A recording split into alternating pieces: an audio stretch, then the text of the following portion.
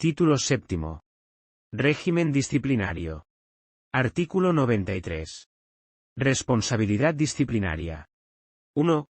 Los funcionarios públicos y el personal laboral quedan sujetos al régimen disciplinario establecido en el presente título y en las normas que las leyes de función pública dicten en desarrollo de este estatuto. 2. Los funcionarios públicos o el personal laboral que indujeren a otros a la realización de actos o conductas constitutivos de falta disciplinaria incurrirán en la misma responsabilidad que estos. 3. Igualmente, incurrirán en responsabilidad los funcionarios públicos o personal laboral que encubrieren las faltas consumadas, muy graves o graves, cuando de dichos actos se derive daño grave para la administración o los ciudadanos. 4. El régimen disciplinario del personal laboral se regirá, en lo no previsto en el presente título, por la legislación laboral. Artículo 94. Ejercicio de la potestad disciplinaria. 1. Las administraciones públicas corregirán disciplinariamente las infracciones del personal a su servicio, señalado en el artículo anterior cometidas en el ejercicio de sus funciones y cargos, sin perjuicio de la responsabilidad patrimonial o penal que pudiera derivarse de tales infracciones. 2. La potestad disciplinaria se ejercerá de acuerdo con los siguientes principios. Principio de legalidad y tipicidad de las faltas y sanciones, a través de la predeterminación normativa o, en el caso del personal laboral, de los convenios colectivos. B. Principio de irretroactividad de las disposiciones sancionadoras no favorables y de retroactividad de las favorables al presunto infractor. C. Principio de proporcionalidad, aplicable tanto a la clasificación de las infracciones y sanciones como a su aplicación. D. Principio de culpabilidad. E. Principio de presunción de inocencia. 3. Cuando de la instrucción de un procedimiento disciplinario resulte la existencia de indicios fundados de criminalidad, se suspenderá su tramitación poniéndolo en conocimiento del Ministerio Fiscal. Los hechos declarados probados por resoluciones judiciales firmes vinculan a la Administración. Artículo 95. Faltas disciplinarias. 1. Las faltas disciplinarias pueden ser muy graves, graves y leves. 2. Son faltas muy graves.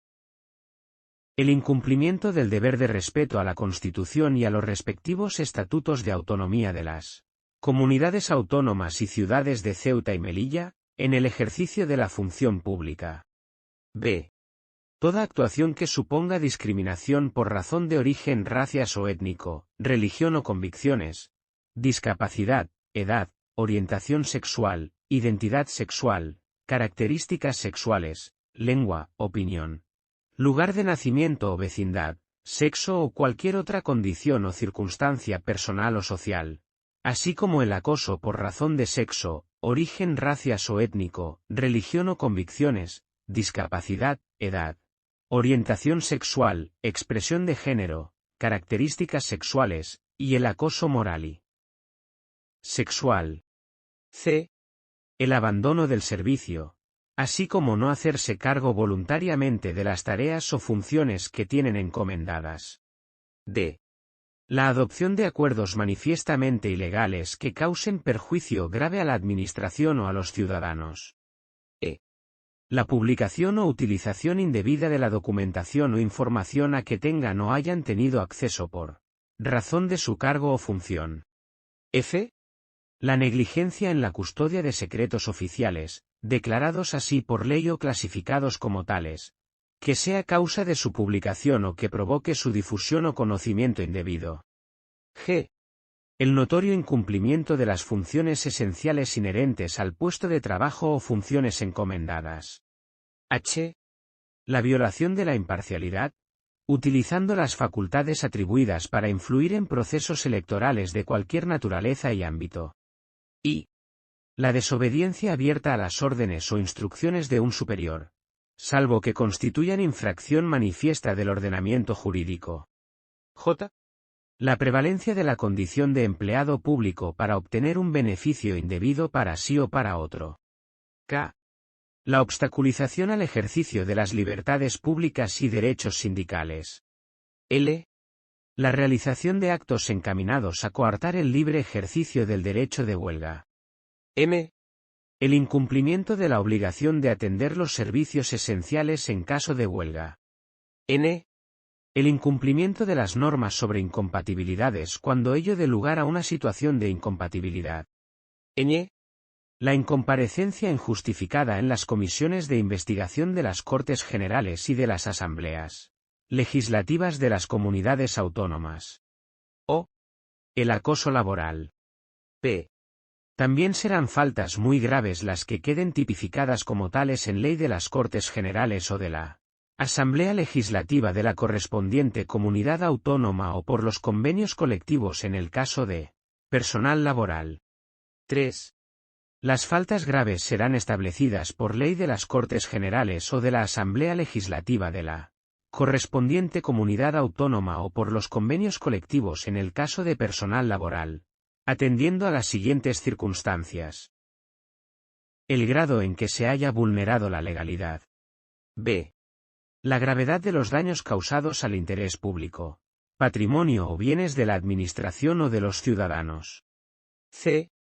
El descrédito para la imagen pública de la Administración. 4. Las leyes de función pública que se dicten en desarrollo del presente estatuto determinarán el régimen aplicable a las faltas leves, atendiendo a las anteriores circunstancias. Artículo 96. Sanciones. 1. Por razón de las faltas cometidas podrán imponerse las siguientes sanciones. Separación del servicio de los funcionarios, que en el caso de los funcionarios interinos comportará la revocación de su nombramiento, y que sólo podrá sancionar la comisión de faltas muy graves. B. Despido disciplinario del personal laboral, que sólo podrá sancionar la comisión de faltas muy graves y comportará la inhabilitación para ser titular de un nuevo contrato de trabajo con funciones similares a las que desempeñaban. C. Suspensión firme de funciones, o de empleo y sueldo en el caso del personal laboral, con una duración máxima de 6 años. D. Traslado forzoso, con o sin cambio de localidad de residencia, por el periodo que en cada caso se establezca. E. Demérito, que consistirá en la penalización a efectos de carrera, promoción o movilidad voluntaria. F. Apercibimiento. G. Cualquier otra que se establezca por ley. 2. Procederá la readmisión del personal laboral fijo cuando sea declarado improcedente el despido acordado como consecuencia de la incoación de un expediente disciplinario por la comisión de una falta muy grave. 3. El alcance de cada sanción se establecerá teniendo en cuenta el grado de intencionalidad, descuido o negligencia que se revele en la conducta, el daño al interés público, la reiteración o reincidencia, así como el grado de participación. Artículo 97. Prescripción de las faltas y sanciones. 1. Las infracciones muy graves prescribirán a los 3 años, las graves a los 2 años y las leves a los 6 meses. Las sanciones impuestas por faltas muy graves prescribirán a los 3 años. Las impuestas por faltas graves a los 2 años y las impuestas por faltas leves al año. 2. El plazo de prescripción de las faltas comenzará a contarse desde que se hubieran cometido, y desde el cese de su comisión cuando se trate de faltas continuadas. El de las sanciones, desde la firmeza de la resolución sancionadora. Artículo 98. Procedimiento disciplinario y medidas provisionales. 1. No podrá imponerse sanción por la comisión de faltas muy graves o graves sino mediante el procedimiento previamente establecido. La imposición de sanciones por faltas leves se llevará a cabo por procedimiento sumario con audiencia al interesado. 2. El procedimiento disciplinario que se establezca en el desarrollo de este estatuto se estructurará atendiendo a los principios de eficacia, celeridad y economía procesal, con pleno respeto a los derechos y garantías de defensa del presunto responsable. En el procedimiento quedará establecida la debida separación entre la fase instructora y la sancionadora, encomendándose a órganos distintos. 3. Cuando así esté previsto en las normas que regulen los procedimientos sancionadores, se podrá adoptar mediante resolución motivada medidas de carácter provisional que aseguren la eficacia de la resolución final que pudiera recaer. La suspensión provisional como medida cautelar en la tramitación de un expediente disciplinario no podrá exceder de 6 meses, salvo en caso de paralización del procedimiento imputable al interesado. La suspensión provisional podrá acordarse también durante la tramitación de un procedimiento judicial, y se mantendrá por el tiempo a que se extienda la prisión provisional u otras medidas decretadas por el juez que determinen la imposibilidad de desempeñar el puesto de trabajo. En este caso, si la suspensión provisional excediera de 6 meses no supondrá pérdida del puesto de trabajo. El funcionario suspenso provisional tendrá derecho a percibir durante la suspensión las retribuciones básicas y, en su caso, las prestaciones familiares por hijo a cargo. 4.